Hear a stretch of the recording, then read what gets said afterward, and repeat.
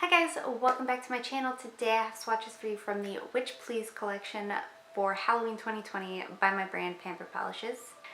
This is a 6-piece collection. It goes on sale September 25th. So in the description box below, I will link my site, my Instagram page, my swatching Instagram page, and our group Facebook page. And on my Instagram, you can see more swatches of everything from this collection.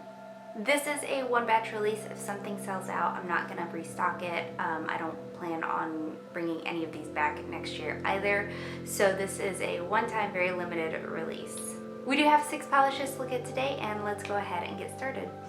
So first we have Spectra Flare, and this is the closest I could get to making a white hollow. So here's our first coat of Spectra Flare. This one's a little bit sheer on this first coat. It is going to build up well in 2 to 3 coats depending on your application. I'm going to go in for 3 coats of just about everything today, but keep in mind across the board, pretty much everything can be 2 or 3 depending on if you're super picky or your application.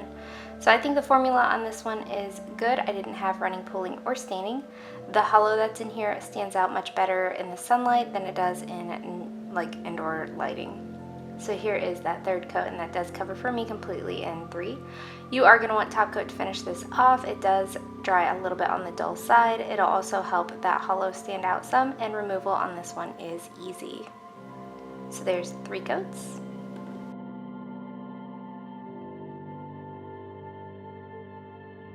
Next up we have Eye Candy, and this is a super lightly tinted blue base with a blue microflake and chunky black, white, blue, and purple glitter. Here's our first coat of Eye Candy. So I did want to formulate this one where if you're not into the super chunky glitters, they are easy to avoid, but if you want them, you are going to have to do a little bit of fishing and swirling to get them out. So you'll see on that first coat, I didn't put any on there just because I wanted to show that they were easy to avoid, but I did do a little bit of fishing to get out the glitters on the next 2 coats. I do think glitter placement is best for these larger circle glitters as well. This is completely opaque again in 2 to 3 coats. You are going to want top coat to smooth this out if you get any of those chunky glitters. Otherwise it does dry smooth and glossy all on its own, and it'll be easy to remove. Otherwise, if you have the glitters, it'll be a little bit more difficult.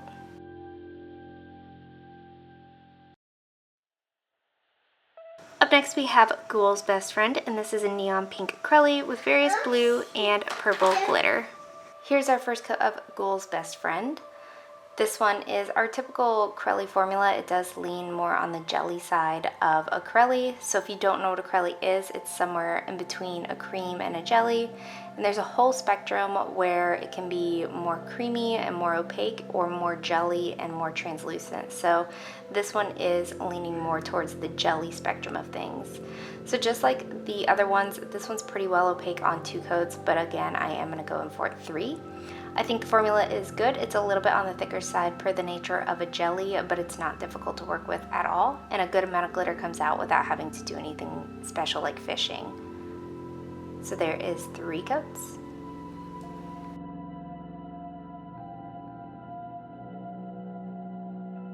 Up next we have Creep It Real, and this is a neon green acrylic with a blue microflake, ultra chrome chameleon flakies, and various purple micro glitter. Here's our first coat of Creep It Real. So on the spectrum of acrylics that I talked about in the last swatch, this one does lean more on the cream side of acrylic. Formula is, again, I think smooth, easy to work with, no running, pooling, or staining, not too thick or too thin. So this is building up well in 2 coats. I can still make out my nail line, so I am going to go for 3. With these neon green pigments, it is easy to make it too pigmented and lose what's in the base, so you do have to make these a little bit more sheer to be able to see all the added elements. So again, this one's opaque in 3 for me, but depending on your application, you might be able to get away with 2, and you will want top coat to smooth this out. Removal's easy, so there's 3 coats.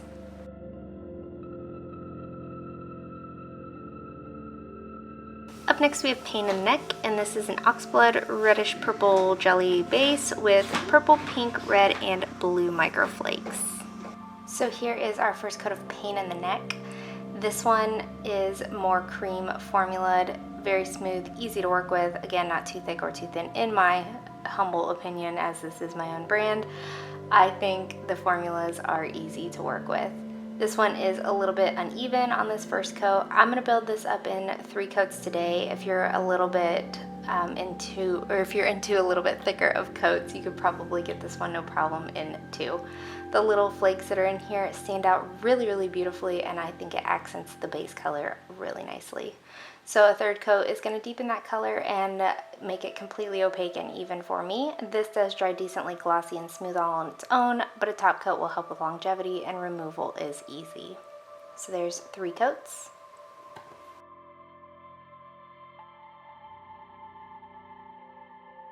And lastly for today we have Bud of Corpse, and this is a forest green matte polish with gold and silver micro flakes as well as red to copper to bronze ultra chrome chameleon flakies.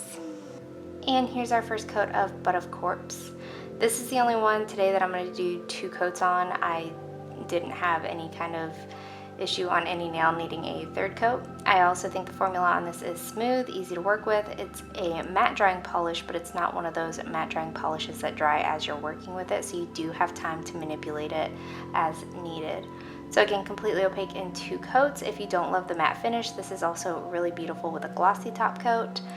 This one does dry it smooth, so top coat's totally optional and removal is easy. So there's 2 coats.